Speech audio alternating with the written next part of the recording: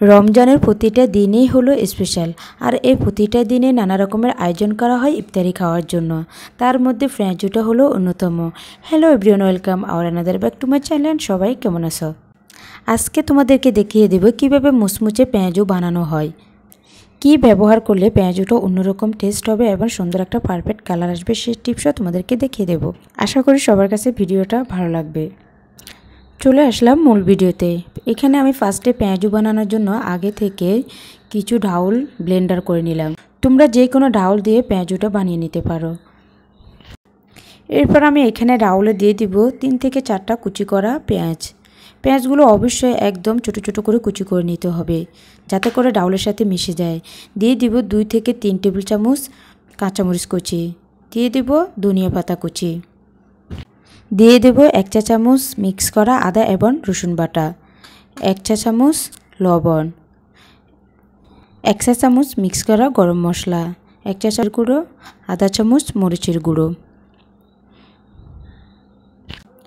এখন উপরের আদা, পেঁয়াজ, রসুন, কাঁচামরিচ, ধনিয়া পাতাগুলো একসাথে ভালোভাবে মিক্স করে নেব। এমনভাবে মিক্স করতে হবে যাতে করে ডাউলের সাথে সম্পূর্ণ উপাদানগুলো মিশে যায়। মিক্স করে নেওয়ার পর এইবার ডাউলের সাথে সম্পূর্ণ উপাদানগুলো ভালোভাবে মিক্স করে নেব।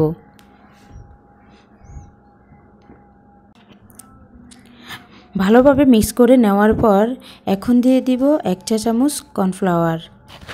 কর্নফ্লাওয়ার দেওয়ার পরিবর্তে পেঁয়াজুগুলো অনেক মুচমুচে হয় এবং সুন্দর পারফেক্ট একটা কালার চলে আসে। আবারও সবগুলো উপাদান ভালোভাবে ডাউলের সাথে মিক্স করে নিলাম। ভালোভাবে মিক্স করে নেওয়ার পর এবার খুব অল্প অল্প ডাউল নিয়ে ছোট ছোট করে গোল গোল করে পেঁয়াজু বানানোর জন্য তৈরি করে নেব। ঠিক এইভাবে ছোট ছোট করে চ্যাপ্টা করে করে বানিয়ে নিতে হবে, যাতে করে পেঁয়াজুগুলো নরম না থাকে। এরপর আমি এক এক করে ডাউলের বড়াগুলো বানিয়ে নিলাম। এখন একটা ফ্রাই প্যানে আগে থেকে পরিমাণ মতো তেল দিয়ে গরম করে নিলাম। তেলটা গরম করে নেওয়ার পর দিয়ে দিলাম এক এক করে ডাউলের বড়াগুলো।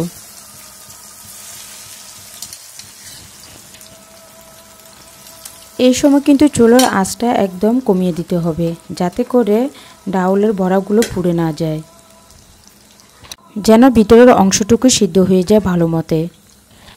ডাউলের বড়াগুলো যখন লালচে বর্ণ হয়ে আসবে তখন ছোট একটা চামচ দ্বারা এক এক করে সবগুলো বড়া উল্টিয়ে দিতে হবে। প্রায় 10 মিনিটের মতো ধরে পেঁয়াজুগুলো ভেজে নেব, যাতে করে পেঁয়াজুগুলো সম্পূর্ণ হয়ে যায় এবং মুচমুচে হয়। 10 মিনিট ধরে ভাজার পর পেঁয়াজুগুলো কিন্তু সম্পূর্ণ হয়ে গেল। এরপর একটা চাকুনি দ্বারা আমি পেঁয়াজগুলো নামিয়ে নেব। যখন এরকম লালচে কালার হয়ে আসবে তখন কিন্তু পেঁয়াজগুলো নামিয়ে নিতে হবে।